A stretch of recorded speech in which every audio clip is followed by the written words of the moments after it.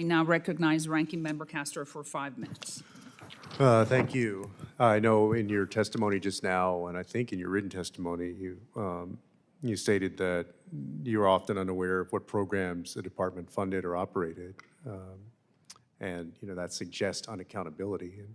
And Tom, you served in the same role in the Obama administration, I believe, and wanted to ask you, is it accurate that as Assistant Secretary you had to sign off on all the funding recommendations? Absolutely, yes. I find this very strange. I signed off on every single grant program. I reviewed every single grant program. If I had questions, they were answered. If I had concerns, they were addressed.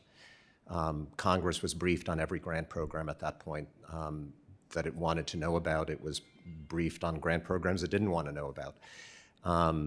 That wasn't the issue. And DRL, one of the hallmarks of what makes it so good is that it actually has an office of people who are dedicated to grant management. These are very small grants going to small organizations, often in developing countries, and so the oversight function of DRL is especially important, and one reason it needs to be empowered and not dismantled, as the Secretary of State is intending to do. I understand you all have been briefed that the people overseeing these grants are either going to be fired or moved into the regional bureaus, which I think former Assistant Secretary Destro and I agree would be a bad idea.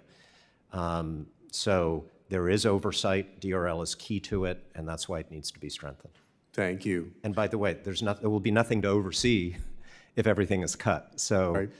we are kind of rearranging the deck chairs of the Titanic here unless we focus on the fact that everything is being eliminated. No, I mean, to your point, and that's why I said this is not reform, this is sabotage.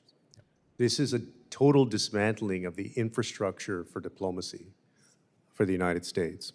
But let me ask you, the administration's skinny budget proposes cutting all funding to the National Endowment for Democracy, or NED, making claims about a lack of transparency and disinformation. Dr. Kirk, are you aware of the claims made about the NED? And did the administration reach out to the NED or its grantees to seek information before making these claims? Thank you, Ranking Member Castro, for the question. I appreciate it. The charges against the NED from OMB and the skinny budget were frankly news to me. I'm not here to defend the NED. I do know they responded with a fact sheet, which I have here. I'm happy to submit for the record. What I will say is that individuals making similar accusations never at least knock on our door and say, hey, we have concerns about X, Y, or Z program. Can we discuss it? Often the charges aren't backed up with any evidence. There's no follow-up. The NED are audited, they report to Congress, and the USG, frankly, quite frequently. So the bit about them not being transparent, it just baffles me. And the administration's cuts to democracy and human rights programs was far-reaching and included significant cuts to the International Republican Institute's programs. Can you speak to how these cuts were made? And did the administration seek information from you all specifically before making these decisions? And did you feel like it was a thoughtful and deliberative process? So what I'll say about the foreign aid review is any administration has the right to do it. We supported it from day one, and certainly there were some programs cut that, in my view, were not sufficiently linked to advancing U.S. national security. That said, there were many that were cut that were in fact advancing U.S. interests. Tell me how it's not in our interest to be supporting the people in Cuba, Iran, China, elsewhere. To your question, Ranking Member, about did the State Department reach out for information, the former F-Director of the State Department, whose name now escapes me, his office never came to us asking for that information. You know, we spent years talking about the threats of China, both to the United States, to our allies, but also to their own people.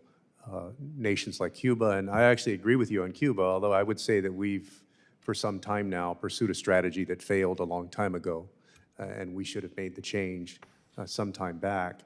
But let me ask, does anybody agree that cutting the diplomacy budget by 85% is actually going to make the United States safer and stronger and more secure around the world? Well, Mr. Castro, if I can respond, Please, I mean, yeah. There's nothing like a hanging to clarify the mind. I mean, that's I'm sure that's a negotiable figure, and that's Well, why let's say it ends up at 50%. Do you think it's good at 50%? I can't answer that question, and the reason is it's what you're spending the money on. It seems to me when we talk about things like countering China, Well, but China's increasing its funding, right? It's not decreasing its funding. of course, but the question is, how do you counter China? And one of the ways you do that is by increasing the independence of the countries that you're working with. Some of that's going to be trade policy, some of it's going to be human rights funding. I've spent a lot of time working with people in West Africa about how do we use trade funding to do human rights. I mean, these are not incompatible. In fact, our programs here in the United States, human rights in the workplace, is one of our most stellar human rights achievements in the last century. Right, but they cut all the labor rights programs. And I mean, I think what you're describing is a situation also where the countries are not likely, I mean, it could be possible, but aren't likely to become stronger and more independent on their own. They're more likely to rely on some other nation like China or Russia, which is, I think, what's going to happen. Well, you know, again, I don't disagree. I don't think we disagree about the importance of it. But a good friend who is from a South Asian country that will remain nameless has come here to study. Her Secret Service came to her and said, you know, you're working for the CIA. And she says, well, are you telling me I shouldn't come? To which they said, no, we just want you to know where the money's coming from. That's the perception. If that's the perception, it's not a big surprise why a country like India enacts something like our Foreign Agents Registration Act. So, I mean, actions have consequences. It's the how. Diplomacy is about how. It's not about whether. I've gone over my time, so we'll have to continue the conversation another time. Thank you, Chairwoman. Now I recognize the Representative Sarah Jacobs from the state of California. Thank you, Ms. Chairwoman. And thank you all for testifying.